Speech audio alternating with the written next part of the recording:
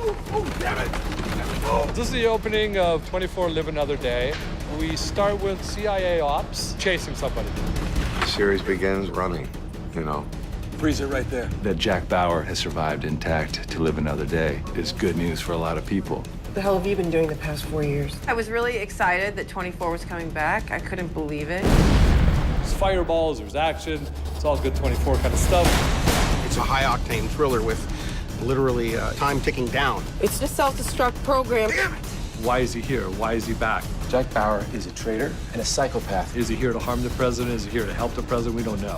If an American president is assassinated on foreign soil, you're looking at a world war. London and the CIA will never be the same.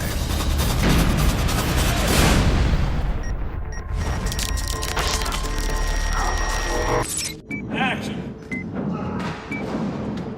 It's Bauer. This year, we have some crazy stuff coming up, stuff we haven't done before. It's a story that starts from moment one this season. The train is already moving and you gotta run to catch up. And you're on for a ride from episode 1 all the way through. There's not one let up. What's wonderful is it is 24, but it's a new iteration of 24. The show is set in London, England, and it's the first time we've actually shot fully on location. What brings Jack to London is he's been out of the United States since the very end of season 8. He managed to escape to Eastern Europe, where he's been underground for 4.5 years, and has resurfaced because of the circumstances of the day to protect the President of the United States. James Heller, played by William Devane, was formerly in the series as the Secretary of Defense. President Heller, in this case, is in London. People have never been comfortable with how we're using drones for targeting assassinations. Mr. President? I'm thinking I don't blame them. We're here to negotiate a treaty, a drone treaty. It's a precarious situation, so I have to come and actually do it myself. I think the most important thing is for the Prime Minister to hear the news from me. And while he's there, of course, Jack emerges with news of an attack. The question being asked in the initial part of the series is Jack Bauer there to assassinate the president? Jack is an international fugitive, and he's wanted not just by our country, but by every country. I know how many lives you've saved, but they're just gonna see a man who snapped, who went off on a revenge spree, a man whose country labels him a criminal. Fans of the series remember, Jack left off as a fugitive. You're really something. Your time. Basically, CTU was turned off and Jack was left in the darkness. And now a CIA team is hunting down Jack. But Jack is onto something, and there's much more than just him having been caught. There's a larger mystery that he's trying to uncover. Why is he here? Why is he back? Does this have something to do with the president and does it have something to do with these drones? So really that becomes our mystery. 2 weeks ago, I intercepted intel framing an assassination attempt on President Heller, supposed to take place in London here today. You're gonna help me? I'm afraid I can't do that. But you don't have a choice. Despite being hunted and being made a pariah, Jack is still a hero. He cannot help himself. Has anyone ever mentioned your rather spectacularly rude habit of asking for favors accompanied by the threat of a gun? What brought me back was really Howard Gordon, who was our lead writer, called me up and said, look, I've had this idea for about 12 episodes for a while, and it's kind of just gnawing at me. Would you be interested in doing it? We really wanted to see Jack Bauer. Look, it's really like seeing an old friend again. And I have to say, when we saw the dailies of Jack Bauer for the first time, we just all smiled and looked at each other. Kiefer looks great. He's cut. He looks like someone who's been living raw and on the edge for years. You know who I am. Trigger an alarm and I'll blow your head off. I think he found Jack again pretty quickly. Kiefer and Jack Bauer are pretty well connected at this point. We didn't waste any time. Our first week, we were just stock block with action and dialogue, so he had to fit into it, and he had to do it quickly, and he did. It is very exciting to be Jack Bauer again. It is not just Kiefer, of course, but a good number of the old team are back together. It was like the band came together for this. Evan is a veteran. He's the most veteran writer on the show. He was there since season 2, and I came in season 5. We're lucky enough to get John Cassar back, who was our producer-director for years. I've done 58 episodes and the TV movie, so to have it come back again is very exciting. John directed so many of the seasons of 24, but I really do rely on him greatly. Action! We're gonna push this as hard as we can. If we lose the base, those men will have died in vain. I'm not saying we quit. I'm just suggesting that we withdraw. Wait until the rancor dies down. I don't have time. We're doing 12 episodes instead of 24. This is a special event series. Here we go. So those 12 episodes are still going to represent one full day. Somewhere within it, we're going to skip an hour or two, or maybe a big chunk. We're not trying to change the show. Jack is not going to be skipping. You know, it's not going to be a romantic comedy. He's going to have a crappy day, and he's going to fight his way through it, and that's what the show is. Certain dynamics are different, but the show isn't different. You're going after the wrong guy. I think all the action and special effects are what you usually expect on 24, and really that's what I'm going for, and maybe a little beyond what you expect. And that's what we always, I think, expect our audience to expect from us. Action! God, yeah, baby. That's the one.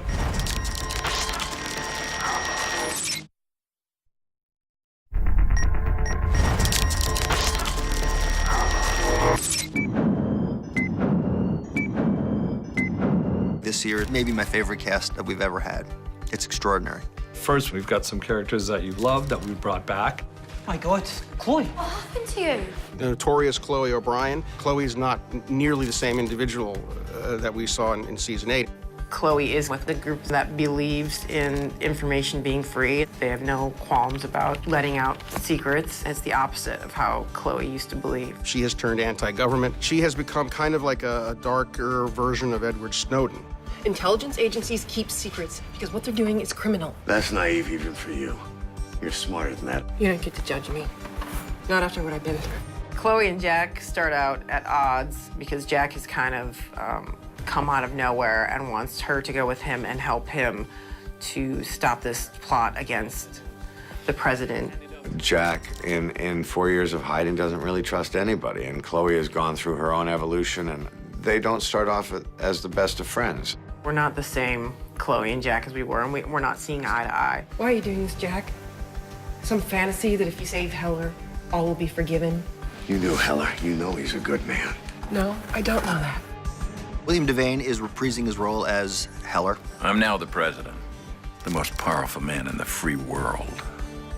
His daughter, Audrey, who Jack was deeply in love with, and she with him, but who ended up going to China and being tortured for information about Jack. Audrey is a lot better than when we last saw her. Audrey is working again with her dad. I know that look. What's your problem? She's like the lady of the White House. Her mother passed away years ago, so she basically does everything with me. It's sort of that thing, you know, when someone has gone through a really hard time, I think people are fragile around her and kind of protecting her. She's also married to his chief of staff, the man who helped her come back from a near catatonic mental breakdown. I play Mark Boudreau, and he is the chief of staff to the President of the United States.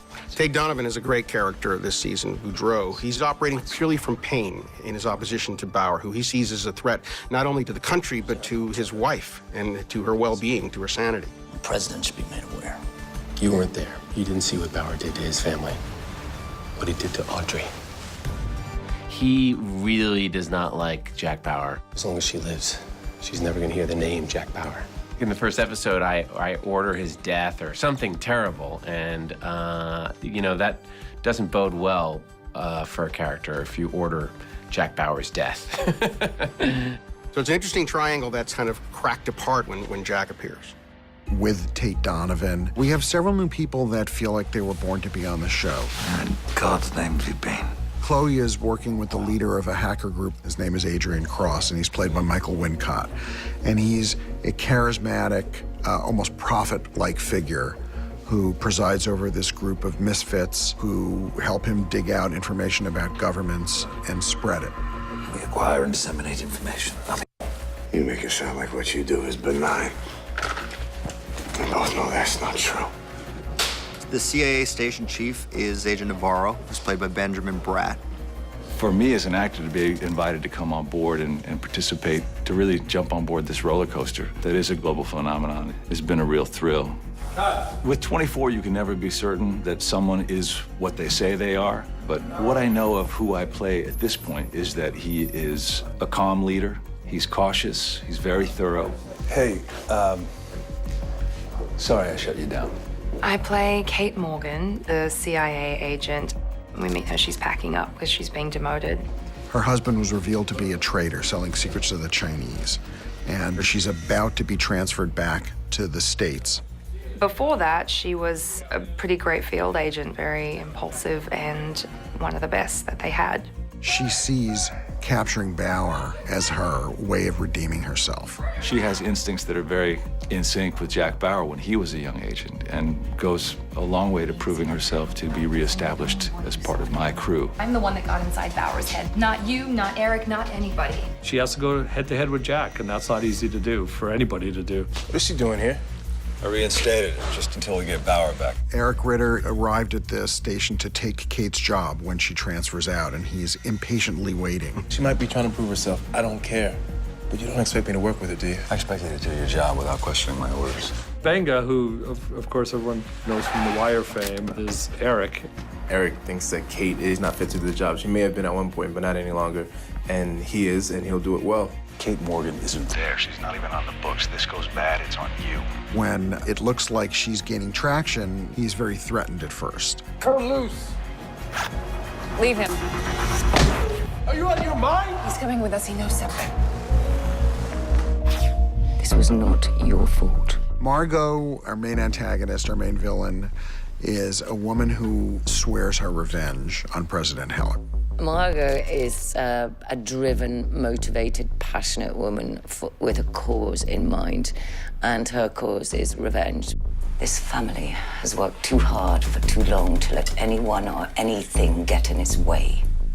Margot's daughter, Simone, has been raised with not only radical politics and to believe in terrorism, but to obey her mother and do whatever her mother asks. Simone has a very strong set of beliefs that she's been brought up with. She would stop at nothing. She is ruthless in a way, but I don't see her as in any way a bad person. I think she just genuinely does what she thinks is right. Somebody's trying to kill me! Help me! Help me! Leave the girl! 24 really is an ensemble show. It can only be as good as the cast that takes you there, and we couldn't have asked for better.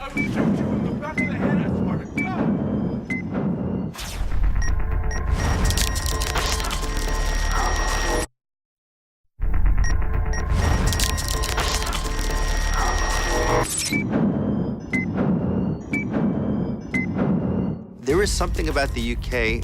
In many ways, our relationship to the UK is so special and so deep that it felt like the right place. And it's iconic. This is really the first time we've taken the whole production to another city, so it's very exciting, and I think we picked the right city. I just love this city. London's filled with history.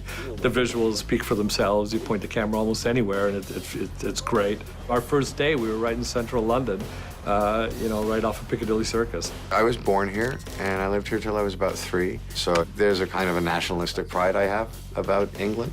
Not only will it be exciting as it has been for me to work here as an actor and for our crew, I hope for the viewing audience. It'll be like going on a trip, We're gonna show you London in a very different way. Hey, Marco. Stop where you are! Stop! Get on the ground! We shot right on the Thames. We were just on the beach, and we had boats coming up with guys with machine guns and guys coming down a wharf and another guy coming over down the beach. And so I was in the middle of kind of playing all of that action and getting focused on that. Cut, excellent. And then I looked up, and you could clearly see that it was London. Hey, camera, right here, exact same thing. One of the interesting things about 24 was even when we were in Los Angeles or in New York or Washington, it was never a show about monuments and big buildings. It was always, it took place in the back streets and alleys, and that's also applied here in London. Action. We shot in the back alleys. We were at a block housing project. So that's all part of 24 also, because people are hiding and people are undercover, and so you can't be always right in the main streets with all the people. I gotta confirm on the target. Hooded sweatshirt, 30 feet from the south left. Then go, go, go. London has been very cooperative about letting us shoot places, so we shot on the Tube, and we do some terrible things on the Tube, but they would not let anyone jump the fare barrier and get on for free. That was the one restriction. One step too far. Yes. Not having any of that. Yes. He's coming your way. He's probably armed. We're doing, big shootouts. Right on day one, the armorers were showing us guns that I'd never even seen before. We've got quite a lot of weaponry on this series, and we're going to start with Jack's gun. We've updated it for this series of 24. He used to have a HK USP compact. We now have a HK P30. He also uses other agents' guns throughout, particularly the Glock 17, which is our CIA weapon. We've also provided gun cameras, which fit on the front, gives something visual for the director to read off. Our different tactical agents, when we see them in the field, they have the HK MP7. They also have an M4 derivative, and this is a bit of fun, which is a corner shot. 9mm Glock 17, but if I show you how it operates, it just comes up like that, come back round, and you can fire around corners. Camera mounted on the front with a monitor here. Drop the weapon, put it on the ground, on the ground,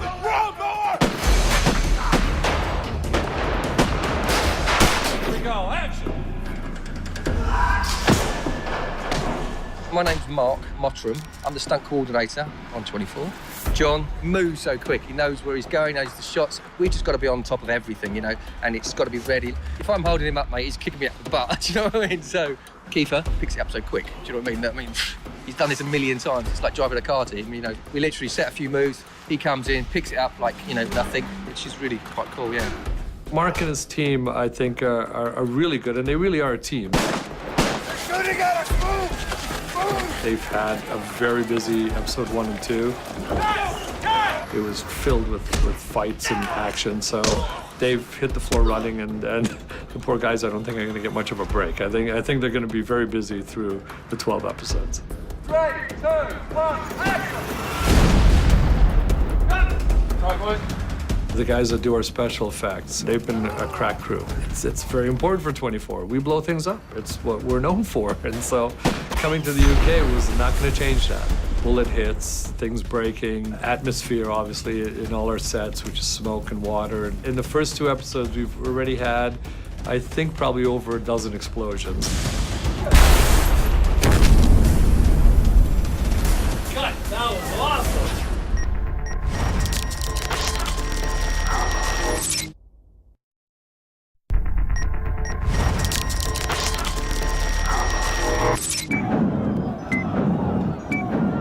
24 sort of was created in the context of 9/11, but Jack really has become in some ways the lightning rod and the litmus test for this very complicated world we're living in. So I think culturally he really came to be this reflection of what we hoped a hero could be in these very complicated times. We all wish we knew a Jack Bauer, had a Jack Bauer protecting us. He really is a pretty classic American hero. Jack Bauer is the kind of character that has universal appeal in that he is a man of principles. Come on, Mr. Bauer. His principles drive his every action. Now or never. The character has taken on kind of a little bit of a mythic status, a little larger than life. There's a lot of speculation about what's happened to him, who he is after he fell off the deep end at the end of season 8. Kiefer's playing it with an incredible amount of intensity and need to succeed and a need to be a hero. The character is like a kind of this fantastic long-lost friend, and so we got to see each other again.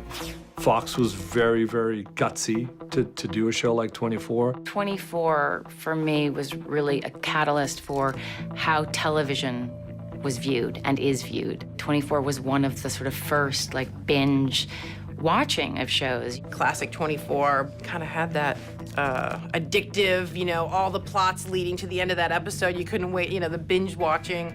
And now that's become the model, and we have so much great programming that came after that. Television, to me, is the most exciting medium. And I'm telling you this as an actor who does films and television.